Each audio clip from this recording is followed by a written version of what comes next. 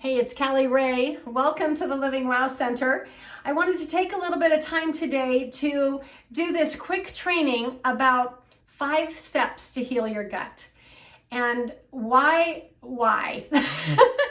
Because your gut, we're really starting to understand how important the microbiome, your digestion, your gut is in the process of autoimmune diseases. And we're really starting to understand that what we used to believe was just, as simple as garbage in, garbage out, is now much more complex than that. But because of the complexity, because of our sad world, the standard American diet and lifestyle, that the culture that we live in, it's just so common for us to our lifestyle is not supportive of optimal health. And so as we find ourselves living with autoimmune disease, we go into this autopilot, and we don't recognize the impact of our lifestyle on our diseases. We don't recognize the power of food as medicine. And even if we do recognize it, there's so much conflicting information, and it's just so complex. So that's why I want to I just want to kind of cut through the garbage and really bring you the nuggets, the critical steps for autoimmune thriving. Okay, now, I don't want you to think that this is all there is to thriving, because I actually have the process is actually much more in depth, but we took out one, and that's fuel. Okay, that's our food and our water, and I have found that's the catalyst, that's the foundation. If you don't have awareness around what you are feeding your body, and if you don't understand the key components, then the thriving is not going to come. Okay, so I want you to understand kind of my background and why I have this experience and why I'm so passionate about it and why I think you have to know this. Now, whether or not you choose to do it, that's up to you. But I believe that if you're here, then you're not the standard American lifestyle, thinking that I'm just destined to this autoimmune life, to surviving, to flares, to pain, to fatigue, to anxiety, depression, all of the things that come with autoimmune disease. I've been there.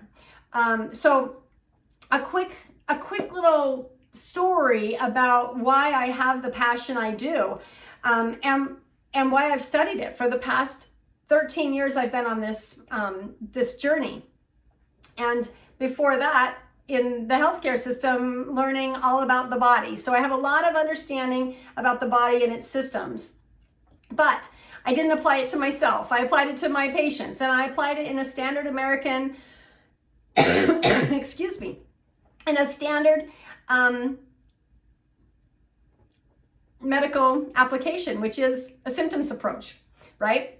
I would always tell my patients, I don't treat the stroke. I don't treat the brain injury. I don't treat the degenerative disease. I treat the symptoms, okay, as a speech language pathologist. That's still true as a speech language pathologist. But as a patient, it's incumbent upon me to get to the bottom of the cause, okay? And so when I experienced this nutritional healing, quite by accident, I actually started eating produce in capsules. They're called Juice Plus, and they have fruits and vegetables and berries in capsules. And this wide variety of the fruits and vegetables and berries gave me the micronutrients, the phytonutrients to haul out the oxidative stress. And for the first time in my adult life, I had no pain, because up until that point, I had had rheumatoid arthritis. I still have rheumatoid arthritis, but I had had pain, chronic pain, daily pain from rheumatoid arthritis that had progressed from just a little weird finger pain all the way to where it was just throughout my entire body, and it was debilitating. I was overweight because it hurt to move. And so don't tell me to exercise when it hurts to move, right? It was all I could do. I would go to work all day. I actually owned a speech therapy clinic, and so I would go to work and see patients all day and then go home and just be wiped out. And I was also a mother. I had 3 young children and a husband. And I was living a typical standard American lifestyle. And I just thought, compared to the patients that I treated, I was in great shape. So I didn't really, my mom and my grandma both had rheumatoid arthritis. So for me, it just ran in my family and it was my destiny. And the fact that I was 25, well, I just am young, And so I lived with it for 15 years. And so as I was coming up on my 40th birthday, and I had the opportunity to participate in the Children's Health Study with the Juice Plus company, and I was the one who had the benefit because my pain was gone. I was like, oh my gosh, I don't have pain in my hands. This is amazing. And so it really kind of blew my mind, to be honest. I still remember it like it was yesterday, because it was a critical moment where I questioned and I thought, what's in this produce that no doctor, medicine, therapy, supplements, nothing had touched the pain. It might take the edge off, but it would be short-lived, or I would have side effects that weren't worth the edge being off. And so I just had given up on any kind of relief from arthritis. I just thought that was my destiny. And so when all of a sudden I'm like, what? My pain is gone? This is crazy. And that was the beginning of my journey with nutritional healing. And my absolute, I've always had a love affair with food. I am absolutely a food addict. But I've learned that the foods that I eat, how I eat them, when I eat them, are medicine. And I can absolutely, my medicine cabinet it's not a medicine cabinet anymore. It's a wellness cabinet. And food is one of the foundations of that healing. So I want to teach you that today. And that's why, because it was the beginning. Now there's way more to it, to the actual journey to thriving, but this is so foundational. And if you can get that win. Now I'm going to fast forward a little bit. Why did I pick the 5 steps to heal your gut? Because I just told you mine was arthritis, right? That's not my gut. In fact, at that time, arthritis wasn't even classified. Rheumatoid arthritis was not even classified as a autoimmune disease. It was classified as a degenerative disease, okay? And I was very familiar with degenerative diseases. Basically, that just means you're not terminal, it's not going to kill you, but you're going to degenerate, and eventually you're going to wish you were dead. That's kind of the, it can, and I make light of it. It's very serious. It's not funny at all. And if you have rheumatoid arthritis, I get it, and it's awful. So I'm there with you. But the reason I'm talking about healing the gut is because now, fast forward, we understand that it's not just about the disease. We are starting to understand that it's about our microbiome. Our microbiome actually, that's the term for our microorganisms that live in and on and around us, okay? And specifically, they're on our skin, they're everywhere, and they're now believing that there are more, we have more microorganism cells in our body than we actually have our own genetic DNA cells in our body. So it's very fascinating.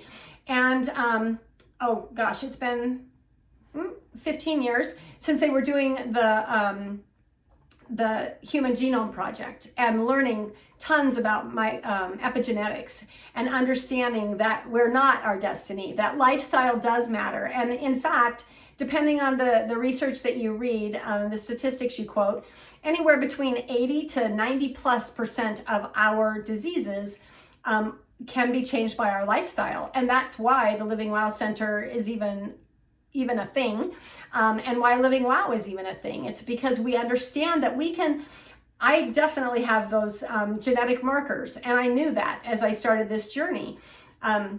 Like I said, the rheumatoid arthritis was already on board. And then later when I was diagnosed with systemic lupus erythematosus and oral lichen planus, you know, obviously my genetics are predisposed to these types of conditions. But what I've learned is that we can either turn them on or turn them off. And food is critical in that. And now the question was, you know, why? Obviously, fuel is important, but it goes deeper than that. And what's really, really incredible, and this is why your doctors aren't talking about it, because they don't know, because they weren't trained this way. I wasn't trained this way. This is new research. This is new stuff coming out. And I don't know, folks, we've been a little busy and preoccupied with a little virus running around. And so our doctors aren't studying the microbiome right now. They're trying to figure out how to deal with this pandemic, right? So to understand that, again, the doctors aren't telling you this because they don't know it. We're just learning it. Just like we used to think that our genetics, you know, what runs in our family was our destiny. But now we know our lifestyle can change that. It can either, like we like to say, the gun is loaded. You can either pull the trigger or not based on your lifestyle choices, okay? So the next thing to understand is we went from the human genome to now the microbiome, and we're understanding and learning things about that microbiome, about the microorganisms that live on and with us, and what their role is in our health. And one of the things that's really fascinating that's come out of this, and I really want you to listen and hear me on this, because this is critical, and this totally is why I've chosen to teach you about healing your gut, okay? So it's because the microbiota that live in our digestive tract really regulate our hormones, our chemicals, our digestion, how we feel, how we look, how we act. It's crazy, okay? And pair that with what they call leaky gut, which is permeable or intestinal permeability. And it's that very thin layer of our intestines. They're a cell thick, that's all. So they're super, super thin.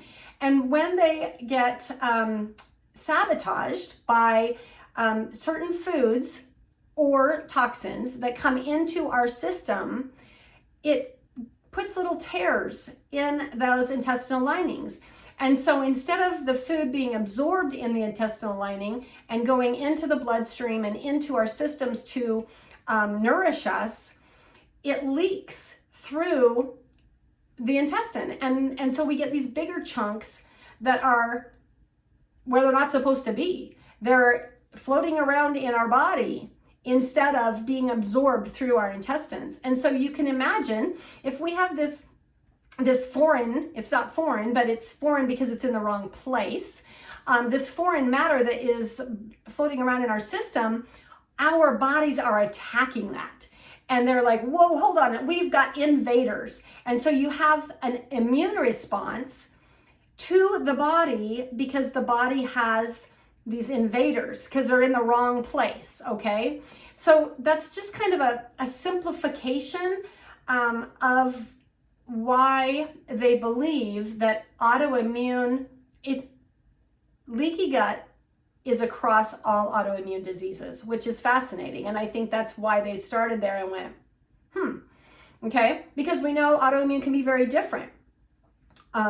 Arthritis tends to be in the joints, right? Lupus tends to be in the systems. It can move around depending on which type of lupus you have. Mine is systemic, and so it moves around. I will have a flare that's my central nervous system. I'll have a flare that's my kidneys. I'll have a flare that's my heart. It just depends on what's going on in my body, right? Think of Hashimoto's thyroiditis, okay? That's where it's attacking. So Crohn's disease, celiac disease, all of these, I mean, there's just, I think last I heard, 80 has kind of been the number of autoimmune diseases that's been widely accepted. But the last time I heard that number was actually higher than that. I don't remember, so I'm not going to quote it right now, but I know that there are at least 80 different autoimmune diseases that are recognized and diagnosed to date. So it's fascinating that the one thing, although we all present differently, and in fact, when I first got my lupus diagnosis, I thought, oh, maybe I don't have arthritis because maybe my pain is lupus pain instead of arthritis pain, but it's not, and it feels very different. And so, this is why I profess that you are the expert in your body. You know where it's affecting you. You know if it's your skin, you know if it's an internal organ, you know if it's brain fog, right? That's also very common. Brain fog's very common, low energy, pain, all because it's universal at that microbiome level, okay? So the reason is because of that leaky gut. So the microbiome are not the leaky gut. The microbiome are the biota that are living in that environment. But we're going to take a 1-2 punch at it, okay? Because we're going to call in the troops, if you will, to help us heal the permeable intestines, okay? So that's why as we look at these 5 steps to heal the gut, we're going to look at, it's a myopic view of just looking at healing the gut. We're not talking about all the other nutritional benefits that come from some of these steps. I'm going to try not to go there because I'm going to try and keep it simple. But I do want you to understand that we're going to do a 1-2 punch because we're going to really befriend our microbiota and get rid of the bad guys and bring in the good guys. And as we do that, we know that they support our immune system. So instead of suppressing our immune system, which we have been taught to do, and that's what we do in Western medicine, all the medications for autoimmune flares are to suppress your immune system because the thought is, oh, well, we've got this overactive immune system. Your body is attacking its own organs and cells. We need to stop that. And yes, it's true. Depending on what level you're at, you may need to have a short-term intervention with medication to get stabilized. That's absolutely true. But for a long-term management, the toxicity to your organs and the side effects are, in my opinion, questionable. And so I would much rather take what's causing it. And if it's because I have leaky gut, because I have these little tears in my intestine walls, then I want to seal it up. And that's what's amazing is that these are mucous membranes, right? If you've ever had a cut, it takes, a few days to heal a cut. Well, mucous membranes, think about your mouth, right? Sores that are, if your body is healing properly, right? They heal really, really quickly. And so your digestive membranes are the same way. They heal they begin to repair within 3 days because all cells have different cell lives and shed and regeneration. And so for your cell membranes, your intestinal membranes, it takes as little as 3 days to begin to heal. So that's why I choose a 10-day. You need to give it at least 10 days. Ideal is 30. So at that point, you can start kind of bringing things back in. You might be familiar with an elimination diet, and those can be very, very telling and useful for helping you identify maybe what foods are the culprit for tearing those linings. But we're not talking about an elimination diet here, and we're not talking about any type of a specific diet. rather guidelines. And part of the reason for that is because I'm a very strong proponent of bioindividuality. And even in my own life, I've noticed as I've changed seasons in my life, when I started this journey of wellness, I was approaching my 40th birthday, and now I'm past my 50th birthday. And so my body, my chemistry, my season of life has changed and continues to do so. And so my superfoods are changing. Okay, so we're going to start with step one. And step one is to be intentional. And that sounds very simple. But I want you to realize that we live in a sad world. We live in a very much a standard American diet and lifestyle. Our culture is one of automaticity. We don't think about the decisions we make, we just make them. And we're very busy. We get a badge of honor if we're busy. We get a badge of honor if we don't sleep. We get a badge of honor if we sacrifice our health for those of our loved ones or our work or whatever, right? And that's just not okay. And again, that whole culture piece is for a different time. But for today, to understand that intentionality, I want you to just go, okay, for 10 days, I am going to make a conscious choice about the foods that I am putting in my body for 10 days. And so when you do that, one of the guides that I want you to follow is we're trying to make our gut buddies really happy, okay? So we're gonna feed them foods that make them really happy, that feed the good bugs and starve off the bad bugs. So we know that the bad bugs really like sugar. They really like processed food, refined flour, things like that. And so we kind of want to starve those bugs.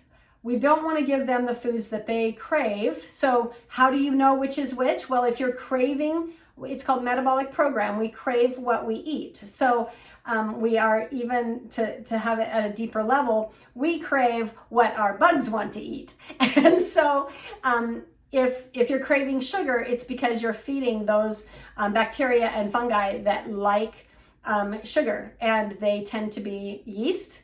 If you've got yeast overgrowth, those kinds of things, okay? So again, we're not gonna get into all that today. I just want you to think about choosing foods that are microbiome friendly. And what I mean by that is it's gonna have fiber, it's gonna have color, it's gonna be as fresh as you can get it, because again, you want to feed these bugs. And if it's nutrient deficient, there's not gonna be a lot there for them. And so you really want to choose foods that have a lot of variety. If we're eating the same foods every single day, we're gonna have growth of certain bugs and not have the diversity. And we really wanna have diversity for a healthy microflora, okay?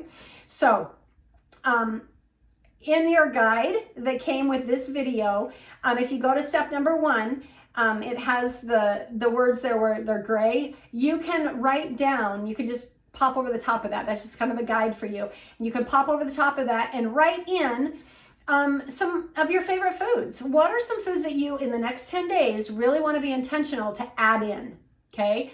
That you want to choose that are specifically there to promote your microbiome. Because if we have a healthy microbiome, a happy microbiome, we are going to be on the road to healing that intestinal permeability, right? Having a better balance. So frozen is fine depending on what season you're watching this in. Fresh is ideal. Frozen would be the next best bet because it has the least amount of processing. So you want to get it as whole, as fresh. You want as much of the food matrix as possible. So you don't want, like fruit juice, no, because it's too much sugar. It doesn't have the whole food matrix. You want the whole food matrix because they need that fiber. Fiber is a prebiotic food that they like to eat and break down. And again, the color, because you have many different nutrients based on the color, okay? So just to keep it simple, fresh or frozen, colorful, produce, nuts, seeds, anything as close to the earth as you can get it, okay? And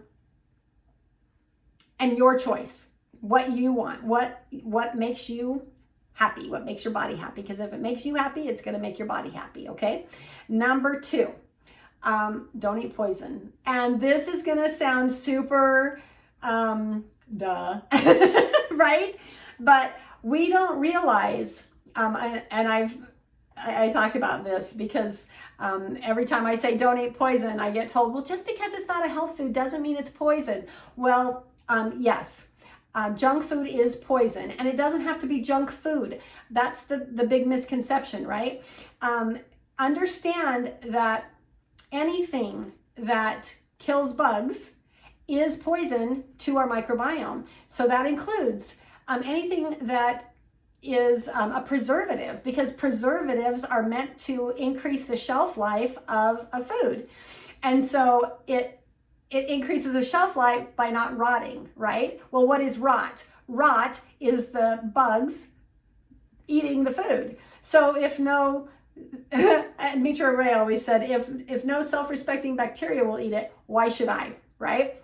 So you want to eat, going back to step 1, you want to eat foods that rot, because if it doesn't, it has preservatives, okay?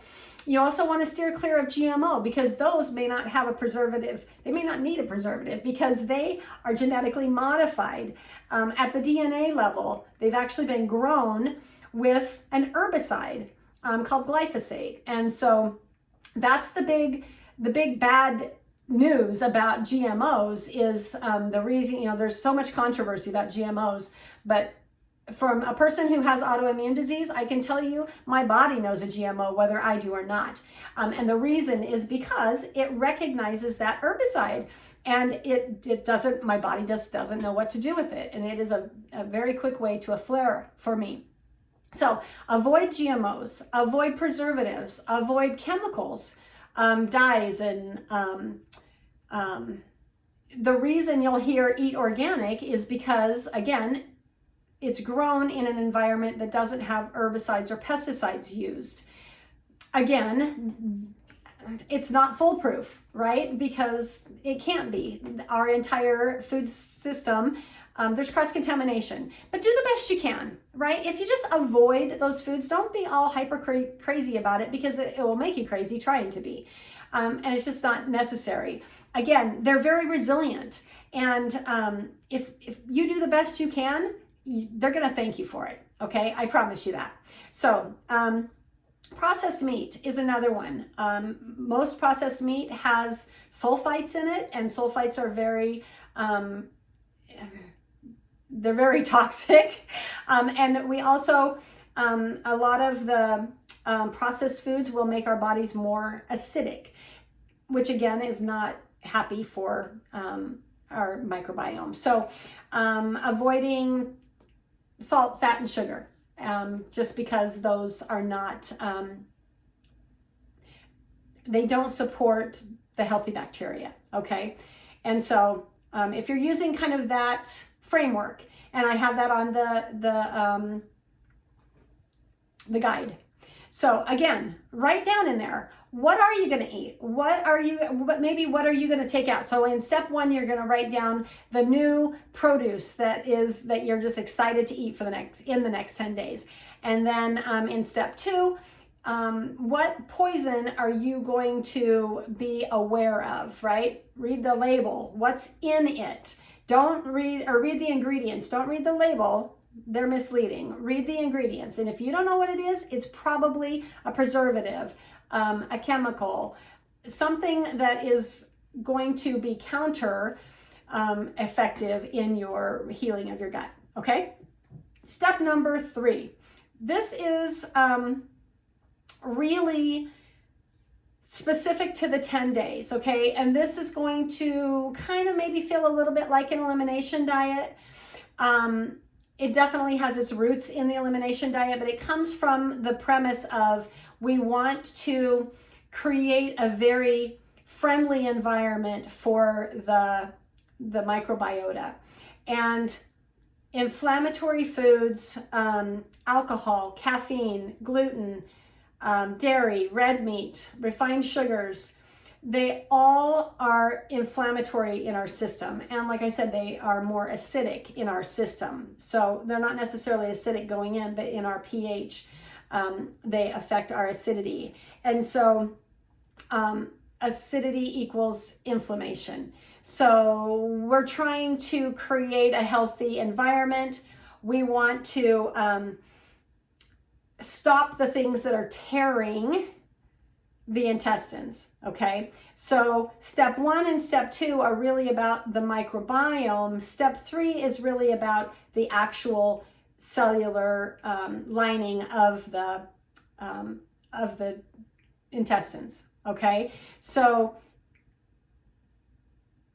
making the bugs healthier and then eliminating the cause of the tearing and the leaky gut allows for this environment to heal. And our bodies are innately designed to heal if we give them the environment to do so, right? Cut your finger, all you have to do is keep it clean. Maybe, wash it, keep it clean. If you're in a dirty environment, you're gonna put a Band-Aid over it. But how many of us have had paper cuts that they hurt like a Dickens, and then 2 days later you're like, oh, gone, right? Imagine that same exact healing happening in your gut if you stop cutting it, right? If you just keep cutting that paper cut, you're just going to do some permanent damage. It's terribly painful, and it's not going to heal because it's going to have a greater chance of infection. So the same thing happens in our gut, right? If we continue to cut it, then we're not going to have as much of an opportunity to heal it. So that's why step 3 is there. Step 3 is really critical. And I know people are like, don't take away my alcohol, don't take away my coffee, don't take away my bread, don't take away my cheese, don't take away my steak, right? And I've lived all of those, but it's okay. And it's only for 10 days. It's just to heal. This is not permanent. Like I said, do it for 10 days, see how you're feeling, okay? In 10 days, you're going to be healing your gut. I believe that you will feel so good that you will want to continue it for the 30 days. To ideally heal your gut, the experts say it takes 30 days to completely heal your gut. And at the end of those 30 days, then you can start in small amounts and occasionally to add those things back in, because small amounts and occasionally your body, again, those microbiome the microbiota are going to take care of the damage that you do, right? Again, the body will heal. But when we have this constant state of cutting, and no chance to heal, then you start to get these allergies, you start to get these disease processes, you start to get this breakdown because your body's just like, I give up, I can't do it, okay? So give it 10 days without our vices or without our favorites and see. I'm not saying you have to give these things up for your entire life. I'm just saying, let's heal your gut, okay? Step 4, and this is the other stuff you've probably heard, maybe not in the same way that I've described it, but step number 4, I feel like is the most misunderstood and just not done of all of the steps. And that is engage your parasympathetic system. And what that means, your parasympathetic and your sympathetic, you probably have heard it called your fight, flight, or freeze. That's your sympathetic system. And your parasympathetic is your rest and digest. And so I talk a lot about it when I'm talking about stress management and when we're talking about sleep hygiene, but it also belongs here in our healing your gut. And the reason is because your digestion does not just turn on and turn off. It's incomplete in our sad world. And I actually, there's also, you'll notice I have one of the episodes of the podcast on the guide. And we talk about that there. We talk about all of these different steps in there, not in that fashion, but it's supportive. So I put it on there for you to listen and get yet another angle at it, if you will. But to understand, in that podcast, I have the steps to be able to kind of frame your mealtime so that you can get into that parasympathetic state. But I'll go over it here briefly because just to understand the difference. When you are in a sympathetic state and you're in fight, flight, or freeze, your digestion shuts down, right? Because your body is putting all of the blood out to the peripheral so that you can get out, or you can fight, or you can do whatever you need to do. And so your brain and your central organs shut down. They don't really shut down. You don't like die, but they kind of go on a pause. Okay, hold on. We've got a threat. We need to deal with this. Arms, legs. You get all of the, and the blood pressure goes up, right? The pulse goes up, so that you can fight. Now, the number one, because I've done feeding therapy for many, many years, I educate a lot about the digestion process. And again, Western medicine, we have heartburn, you get a purple pill. But that purple pill actually does more harm than good, because it's again, sabotaging. It's not good for the microbiome, and it's not good for the acid that we need. And so what happens is it perpetuates the problem. Okay, so again, let's get under it. What is the problem? Well, the problem is that you just inhaled your meal and then you went to bed. Or you were eating while you were, I'm very famous for this because I drive a lot, eating on the road, eating while you're watching TV. So standard American, in fact, I was just having this conversation the other day. We just don't eat in America in a supportive way for our bodies.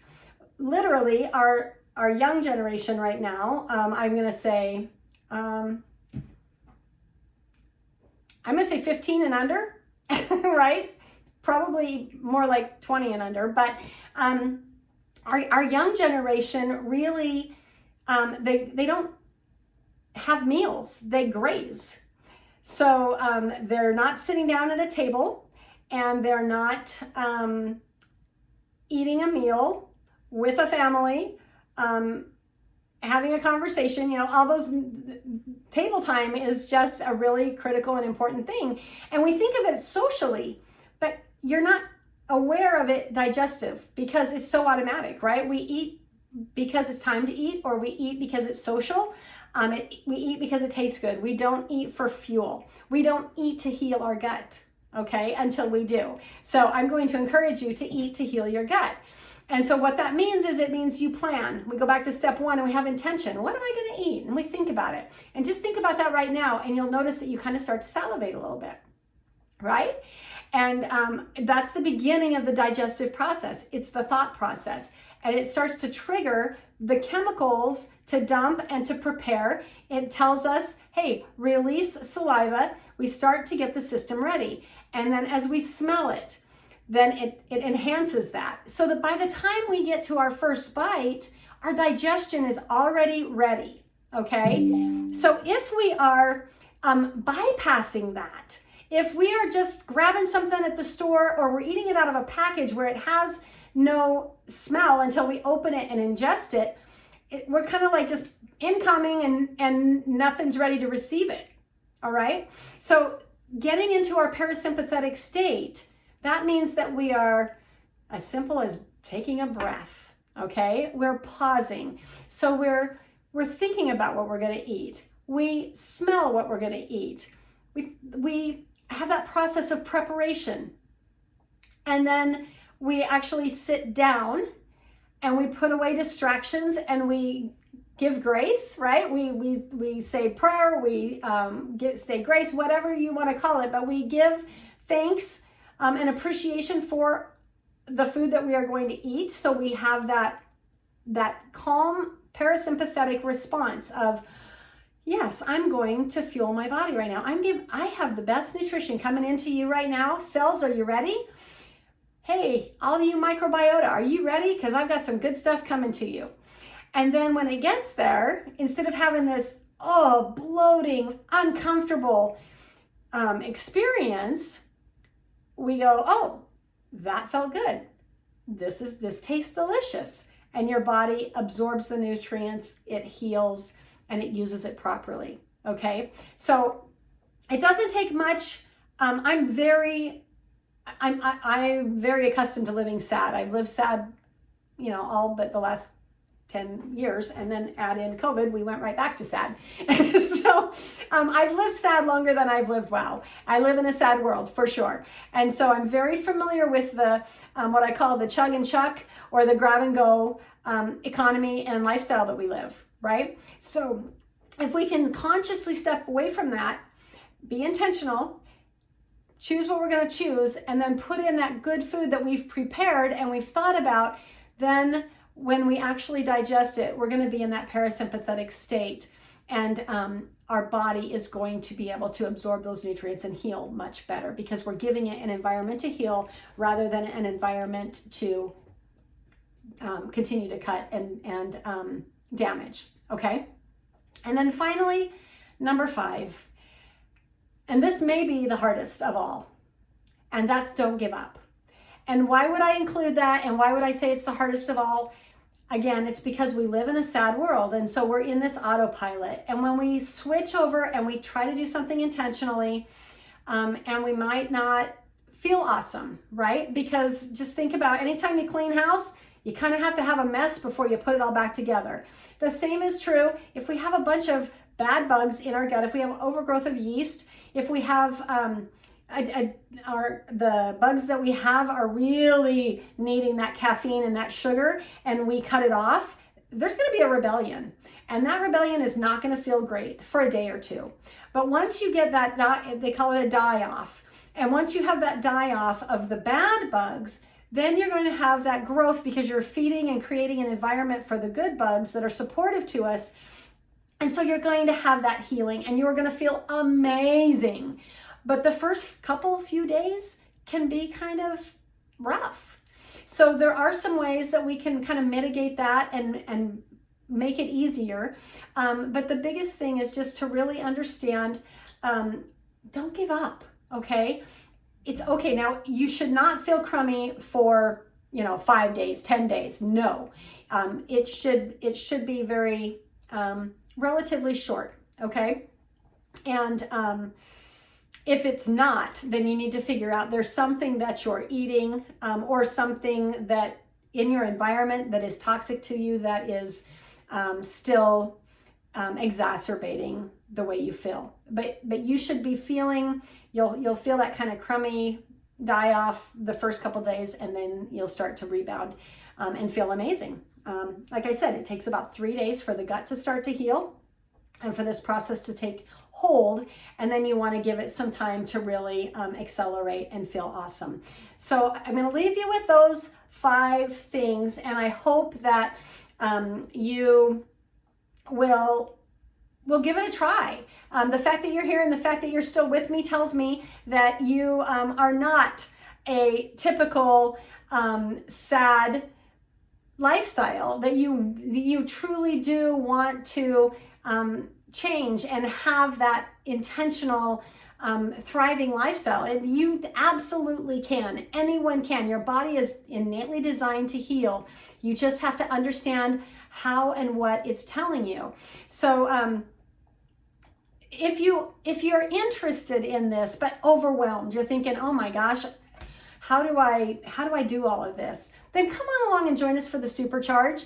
The Supercharge is a program that we do at the Living Wow Center, and it's all of this. And it's supported, and I've developed the menu, the meals, the recipes, and we do education every single day so that you can have that reinforcement and that community and that support to be able to get through that first detox period and into thriving and start to know, okay, how do I understand what my body is telling me?